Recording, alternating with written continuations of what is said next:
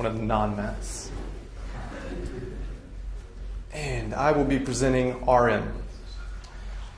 So this is a 69-year-old gentleman referred for rising PSA following neoadjuvant hormone therapy, radical prostatectomy, and adjuvant radiation therapy 13 years ago at an outside hospital. Okay. So most of these notes come from the outside hospital, but he had a history of T1C, Gleason 7 prostate cancer. Preoperatively, his PSA was 14. His bone scan was negative for malignancy. He did receive 3 months of neoadjuvant hormone therapy with goserelin.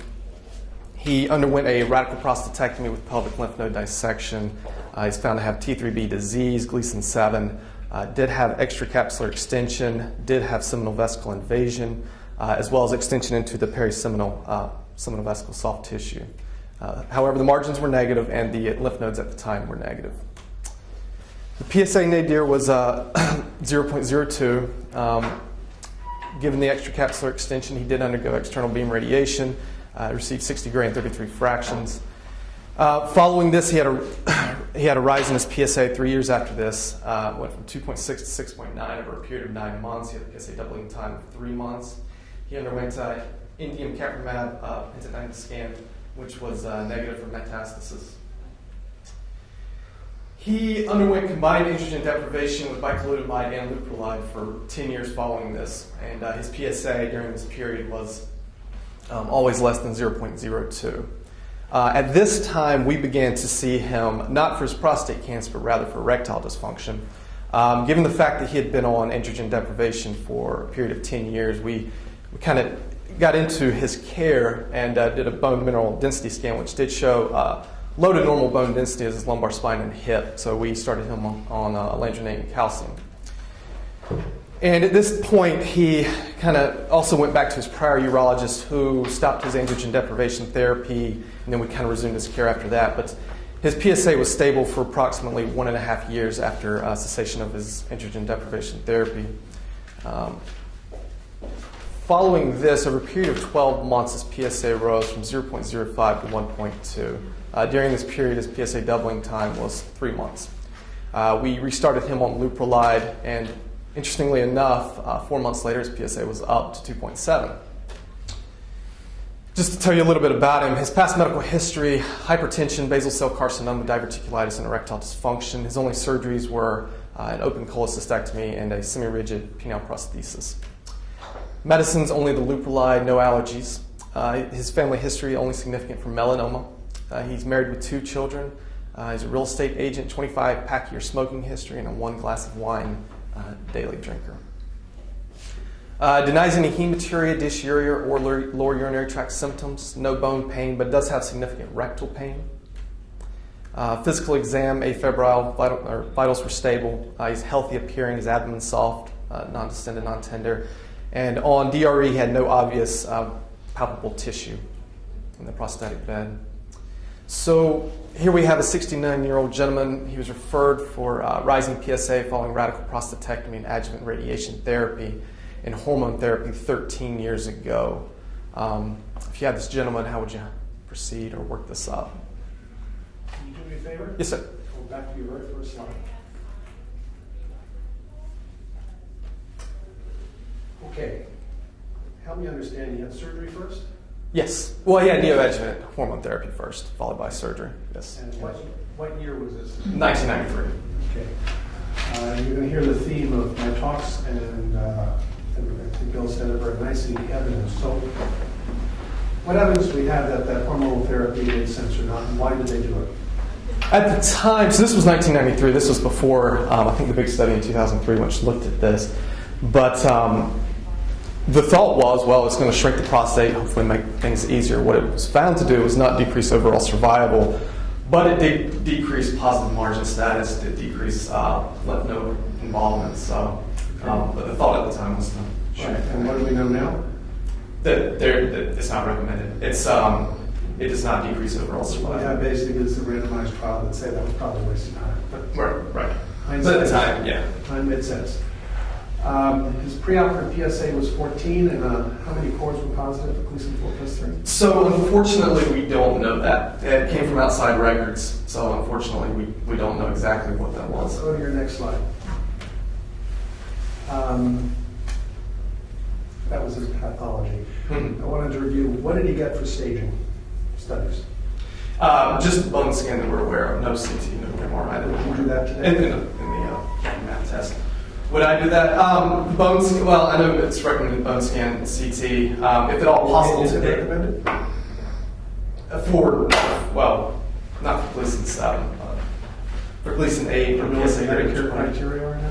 What's that? Do you know what the evolving Medicare criteria are? All the Medicare criteria. Because unfortunately, your generation is going to have to practice in this environment. Because Right. it costs money to do a bone scan. So what's the pre-test probability and post-test probability that would be positive? So for a bone scan, so what we found is for a PSA greater than 40, I think that's kind of the threshold for doing a bone scan or having a positive bone scan. A little lower than that, but if you look at your outcomes research, what we've learned is if your PSA is under 20, the probability of a bone scan being negative is quite high. At least for Gleason 6, and probably Gleason 7. Gleason 8, 9, 10, however, as you know, is less likely or potentially can't produce PSA, so we're much more interested in doing staging studies and much more likely to pick them up. The problem is, so much practice right now is knee-jerk because they did it a generation ago, we always did staging studies. In this day and age, with most Gleason 6 tumors and small volume Gleason 7, the likelihood of picking up something positive is quite low, and the likelihood of picking up a false positive is quite high, and that leads to a whole other downstream series of tests. So I was just wanting to go through the historical to make sure. So now we did our surgery.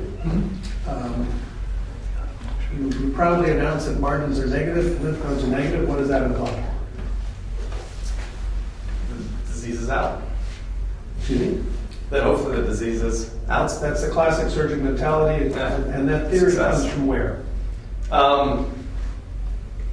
What is this concept of surgical extirpation? Who was the leading thought leader who came up with that idea? I'm not sure. Hopkins connection? Dr. Walsh? No, it goes back a little earlier. Maybe almost 100 years. Dr. Young? Even earlier than that. Who trained Dr. Young? Halstead. Halstead. All right. Halstead is a seminal figure in surgery and urology. Because he is the first one who had a theory that we could cure cancer if we could just cut it out and get it cut big enough so our margins are negative.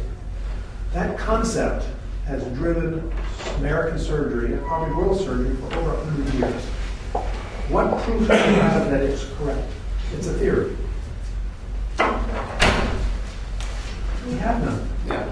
And as we begin to start testing this theory, we're beginning to realize it was exactly a case like this that I experienced when I first came to the University of Connecticut, having been trained by Pat Walsh, having done, I think, a Gleason 7 tumor, proudly telling a patient that the margins were negative, that we cured you, only to have the internist send them back to me 2 years later with widespread metastases. And it told me in that one case alone, we got a wrong concept here. So yes, you like to see margins negative, but what I also see is seminal vesicle invasion. What does that tell you? That's at least locally advanced TVB. Well, it's a poor prognostic marker. Carton's tables are probably the best example of that are quoted. But already we know we have not cured this guy. I would bet 100% based on that. So he's now at high risk for recurrence. Do you have any idea what the current guidelines coming out of ASTRO and AUA tell you should be done that are going to be announced in about 1 month? AUA. For imaging? For patients at high risk margin negative disease following radical prostatectomy. That they should. And we have randomized trial evidence to support this. So high risk radical prostatectomy. Even margin negative. Even margin negative. And even if their PSA is undetectable. Then they should probably get adjuvant XRT. XRT. And adjuvant XR radiation therapy is about what's good. We have some evidence to say that you have a modest survival benefit, and this is exactly what the guy got, right? So the next slide. Well, interesting, we're publishing that guideline next month in the journal. And what I've done is for every one of our guidelines AUA, I'm having a commentary. And Dr. D'Amico is commenting on our guideline. No, it's an ASTRO AUA now. Yeah, it's an ASTRO AUA guideline. And his comment is the SWOG study that led to recommendations of 1 out of 7 men showing improved survival in this scenario of T3 disease and negative margins, and even before PSA rises to treat them, he said could be merely the result of very infrequent, because it was 6 months to a year screening of PSA, and that if you had frequent screening, which is being done currently in a European trial, his thing is that trial will tell whether if you did radiation or biochemical failure earlier than would have been done in SWOG, you might not see the benefit until PSA failure. So this is it's a very interesting commentary of what's going on, because you're going to have morbidity treating something like this. You got erectile dysfunction, they have it anyway. So a lot of my patients won't take radiation until biochemical failure. I don't know about yours. But even though there is a survival advantage based on the one SWOG study, but you have to realize those who didn't recognize that study done many years ago, they have been flawed in terms of how they proceeded involvement. And it took 15 years. I think he was presenting when Dr. Thompson was here as a professor. He is sure. But it still shows, it's still, even data, they argue about the data. So anyway, this is... I only mention it because we are moving, you are in the vanguard of the generation that's going increasingly being permitted, allowed, or are going to be judged on what care you give, driven by what guidelines are out there. And I sat on the guidelines committee. I looked at this data very carefully, and I share some of those concerns. It's on pretty thin ice because it basically is the one SWOG trial. Ian was chair of the panel, had to recuse himself to make sure it wasn't Ian promoting his own draft. But that's what's coming out. So we thought we knew what we were doing back then, and we still think we knew what we're doing. So they did the right thing and radiated this gentleman. But as you see, unfortunately, it doesn't always work. Now, he received or did not receive hormonal therapy with this? At this point, no. If he was not receiving. And in 2013, what would you recommend? In this gentleman, prior to or after external? Now that he's getting his radiation, accompanying radiation. Accompanying radiation? Currently, not with intermediate risk disease. Now, with the rise in PSA following this, then I would say, well, clearly the radiation. Let me step back, and maybe it's one of my thinking question. Someone referred to for primary radiation therapy for prostate cancer. Do you or do you not in this community use hormonal therapy? Oh, yes, it's more intermediate risk for just XRT. And yes. why? There was I know there was a study looking at that, which did show. Which study? Yeah. Tony's familiar with this way because in Journal Club I pound this stuff in, because if you don't know who, Forget the whole state question. if you don't know what the leaders and how the context of the studies, you don't understand how things have morphed over time, so you do things based on slightly different criteria. Go ahead. Sure. It wasn't D'Amico, was it? Nico? Yeah. No. Italian. Italian. Peter Bola, the Bola trials? Trial. Yes. All the Bola studies, do you know the group of patients Bola was treating? These were male not with the localized small volume disease we see in the U.S., but more the locally advanced disease, though still felt to be potentially confined to the prostate. So fundamentally, the group of patients he demonstrated a survival benefit from adding hormonal therapy were pretty bulky disease, so no evidence of metastases. That is not the vast majority of the patients in the West who are receiving hormonal therapy. Yet that concept that if it worked for the bad patients, it might as well work for everyone else has caught hold of this country. But when you look at the enormous number of dollars and morbidity that comes from giving an initial 2 years or 3 years of hormonal therapy, you have to ask yourself, where do these thoughts come from? But it's the Bola trials that have driven this idea of giving hormonal therapy. So anyway, so he gets his radical, gets his radiation, and we find that his PSA is doubling. Doubling time in 3 months is good, bad? That's bad.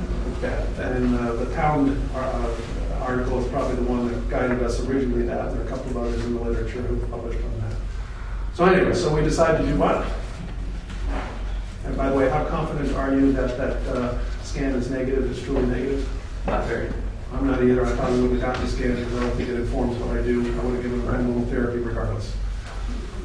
continue to be very Yep. good. So then you got 5. Now, would you today, if having access to like citrate PET scanning, do the Leishman PET scanning on these guys now? What do you think, man? We don't, but what I tell my residents, if a study, again, the whole idea of pre-test and post-test probability, you've got to think about what's likely something will hear. Once you get your study, will it change what you do? Right. If the answer is no, don't bother to get the study. And we know no matter what you told me that study, if it was positive, I was going to give them hormones. If it was negative, I was going to give them hormones. So why get the study? Right. I have a question. Was it predictable with the sentinel vesicle involvement that he was going to fail radiation Yes. in the adjuvant setting? I would That he think never that- should have even gotten it to begin with and just gone straight to hormone? That's an interesting question. It drives to the heart of what is the evidence of added value of radiation. And that's exactly what the SWOG trials were theoretically addressed, and that's why these new guidelines that are coming out in the journal next month are addressing. There are actually 2 trials. There was a SWOG and one other one that are supporting The it. other one was negative a little bit. Yeah, the SWOG was by far the strongest one. And again, it's one trial, which unfortunately in medicine, we are now basing treatment decisions off of one trial and with all the flaws. But it's better than we had before, which was no trials. We thought it worked. And it's the old, we have three hammers to pound on cancer. We've got surgery, radiation, and chemotherapy. So we take all hammers out and pound away. And that's what's driven the way we practice medicine for 100 years. So what we give bicalutamide, leuprolide. That's an interesting combination. Why those two? Why both for 10 years or why both? in Why general? both? We'll talk about that in my lecture tomorrow. So I won't make you answer that question now. Go ahead. So it worked. So his PSA went down. We cured him for a while. And then what happened? We discovered one of the long-term side effects of hormonal therapy, which is osteoporosis. So we figured you're going to do that. And then he did well. What's the evidence to support continuous versus intermittent therapy? There is none. Okay. There actually is a little bit. There are a couple of trials that are beginning to show that intermittent therapy is probably comparable. Most of the pharmaceutical companies don't want to do it because they don't want to sell less product, so they don't want to do those studies. But there are a few out there. But what about high-risk disease? Does it depend on the patient? It does. But as I said, there's some evidence. To me, it's more though patient-driven. Someone who's really miserable on hormonal therapy, I'll take them off. If they're not that miserable, I'll leave them off. So it's a risk-benefit trade-off on quality of life side effects. And I don't know why the gentleman was stopped here, but I don't think it's a bad thing. Okay. We put him back on his Lupron. His PSA came up to 2.7. Do we have any other PSAs? Do we know how fast it's going up? No, we don't. That's important. How likely, or how high does a PSA have to go before he starts having symptoms? I'll say at least 20. Probably even higher. Yeah. 40, 60, 100. 200 or 300. 200 or 300. Before he has symptoms. Now, I didn't say I'd wait that long. Right. What's the one thing that you do not want to see happen on your watch? What's the worst complication that could happen before he has symptoms? I mean, once he has symptoms, weight loss, decreased appetite, you know you got to do something. But before that, there's something that could happen that is a disaster. I heard it over there. The peanut gallery's trying to help you. Has something to do with bone. What bone do you have? Skeletal related events. Well, what specific skeletal related? Where do bone metastases, where do prostate cancer metastases prefer going to? Vertebral bodies. Spinal Compression. Spinal cord compression, because that's a disaster. Yeah. So you don't want to see that happen. Right. So the question is, we've got a window of time, which could be as short as 1 year or as long as 10 years, of which this PSA is going to be increasing. I tend to be very slow in starting people on hormonal therapy because I have no evidence that starting them earlier is any advantage to starting them later. But I don't want to see a collapse in the vertebral body. I'd be very surprised if they had anything going on with a PSA of 2.7. But as you start seeing PSAs in the 25, 30, 40 range, and therefore you can plot that with the doubling time, somewhere in there I need a bone scan because I will alter behavior.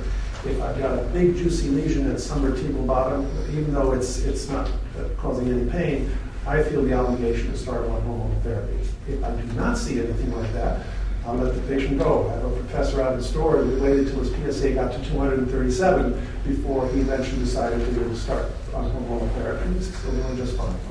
It's also one of those things I will tell the patient, if they're seeing us at 6-month visits or annual, if you got weakness in your legs, numbness, I mean, it's, because they don't know what to look for. They might think it's a disc or something. So it's one of those, especially when you do intermittent and watching somebody and not treating them legally, and warn them of the worst thing that could happen is exactly what Dr. Alverson said, and make the patient know, because they might not call, they might not call a urologist, they're going to talk to their family doctor, maybe orthopedic surgeon. So it's scary enough that that's the one thing, that and sometimes hydro I worry about. Yeah. So I thought we'll get a creatinine and an occasional ultrasound, because silent hydronephrosis is the other one. Those two, even with the PSA, may not correlate. So you get a little. And even the silent hydro, you can fix that, and you can fix that even if it's pretty far advanced, but you can't fix, once they have that spinal cord collapse and they're paralyzed, if you don't get them decompressed within 12 hours, even then, it's a disaster. So therefore, in this setting, to me, the PSA doubling time becomes critical. And so therefore, I would not start, I'm not 100% convinced he's got hormone-resistant disease, or pretty suspicious he has it. I'd like to see how fast that's going up. But once he has, we are going on to the next phase of hormonal therapy, which if you come to my talk tomorrow, we'll review in detail. But any ideas what options he has? If this were hormone refractory. Which I assume is what you're hinting at, right? Yes, if that's the case, you could try a second agent like abiraterone. He's asymptomatic, so I mean, there's certainly several novel techniques out there, whether it's salicylate T or. Does anyone have any idea what order to give them in? What order? Yes. I know there was an 8th grade update last year, which kind of helped guide the pathway. But I mean, certainly, once they failed this, then you would have classified them as either asymptomatic or symptomatic, and that kind of helps guide things. Actually, it's probably, I would argue the PSA rising is what guides things right now, not so much the symptoms and talking to the patient. But the right answer is no one has a clue what to do next.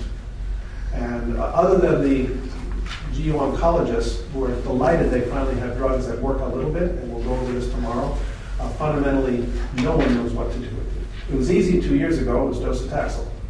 But now that abiraterone has been approved that you can do it before docetaxel, it is up into the apple cart, and enzalutamide will probably have a FDA indication within months that allows them to leapfrog docetaxel. And now the question is which do you offer first? And I can tell you the pharmaceutical companies are spending millions to try to influence you on which drug to order. And they're not even sure if you or the GU oncologist will be managing this patient from this point forward. Because this is about when some practices lateral this patient to the GU oncologist. As you know, things are going downhill in the next 2 or 3 years, and pretty quickly. They'll have to be managing pain, end-of-life problems, and if you eventually have to go to docetaxel or clobazitaxel, it's not fun to do in the common urologic office setting. So bottom line is, I think what you're asking is, we've got a guy with hormone refractory or impending hormone refractory disease. I'm not anxious to start in our area, and most oncologists would probably put him on Casodex as just the initial. Sure. It's a short-term gain. Sometimes you get a PSA response, and then it goes up to take the Casodex away, and sometimes you get a little response. It's relatively inexpensive and easy to do, but where you're heading next is the docetaxel versus abiraterone versus enzalutamide quagmire. I don't think in his setting he is a sipuleucel T candidate, but that's debatable.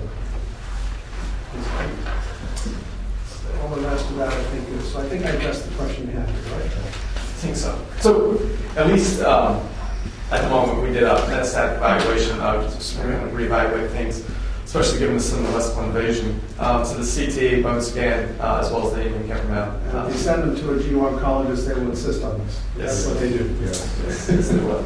Yeah, that's right. So this is the CT scan with contrast, heading cephalad caudate. As you can see, there's the bladder in the view, and then you see this 3 by 3 centimeter enhancing mass on the left, posterior wall of the bladder, in the surgical bed.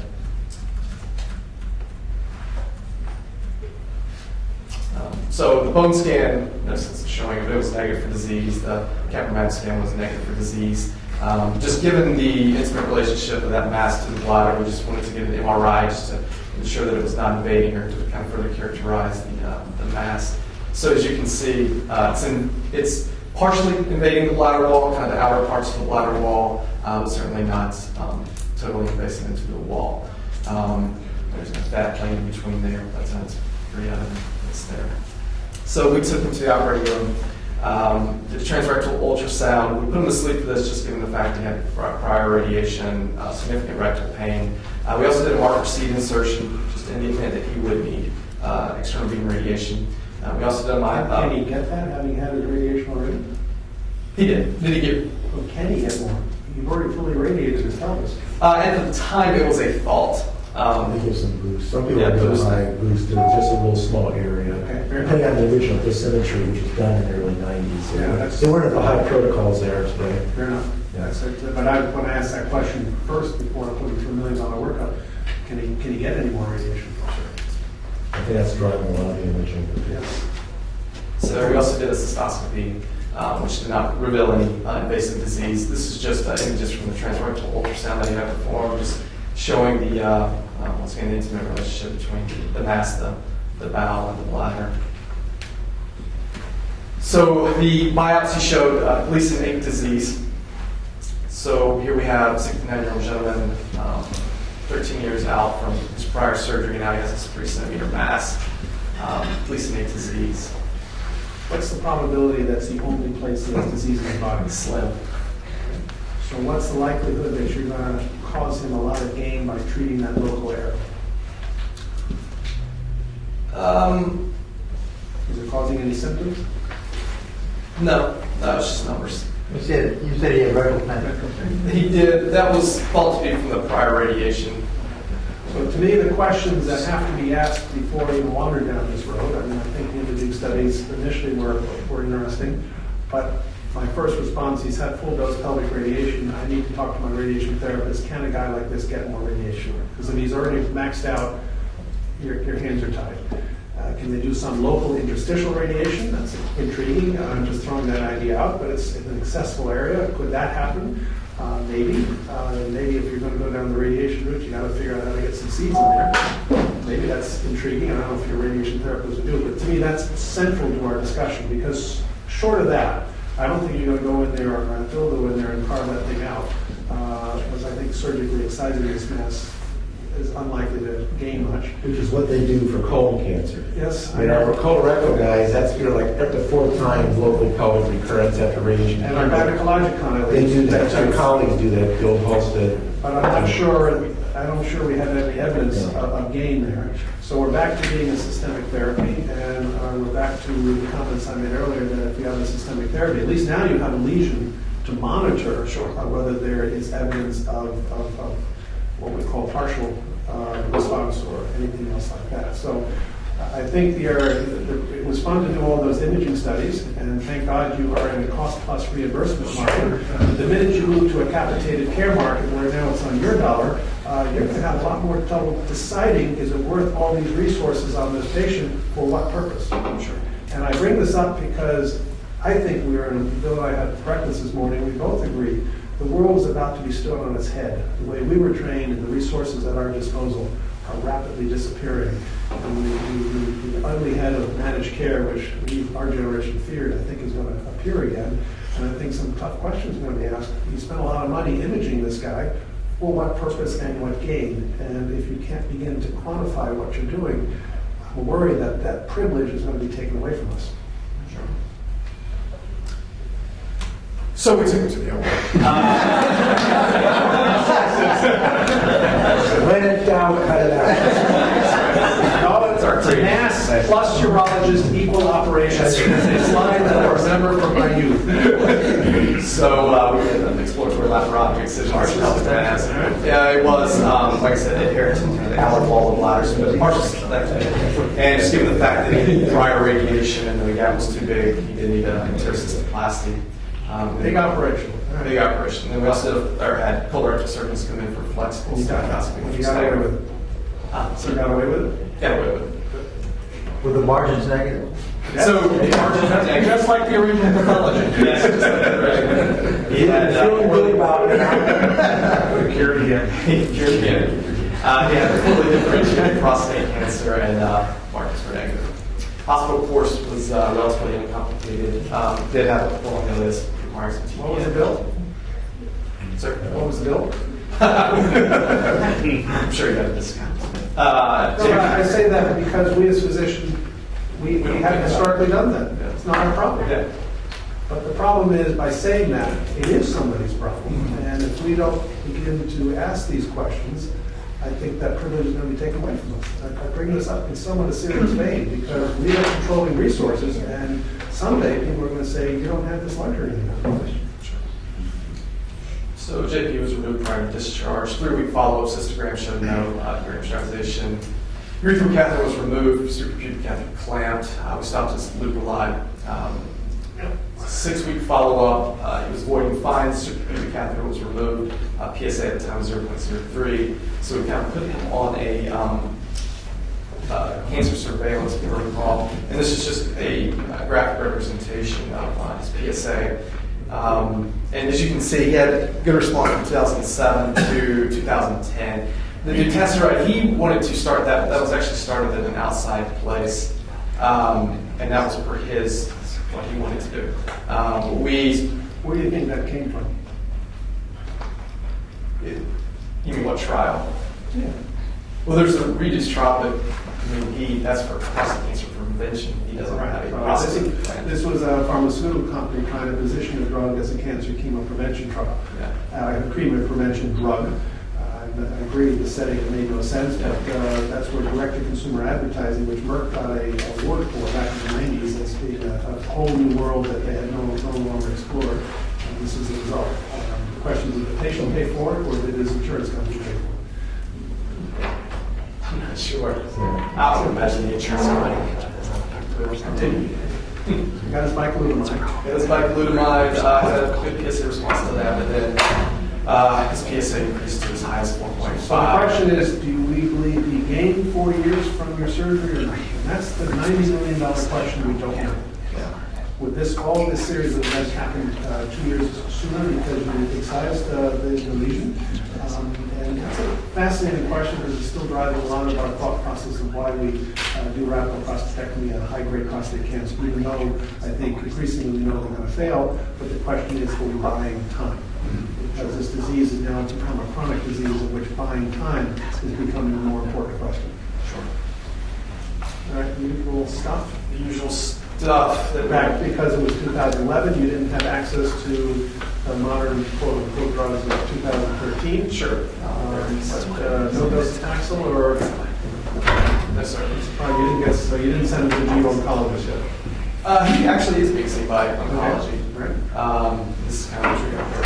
It kind of goes with what you said. We don't really know, at least at this point in the game, what's best early on. Ketoconazole and hydrocortisone is now being sold essentially as abiraterone and prednisone. Yeah, right. It's the same stuff. It's just a slightly different label. A lot more expensive. A lot more expensive. So, his PSA, at least as of March 2013, is kind of stabilized, right? A little bit less than 2, around 1.8.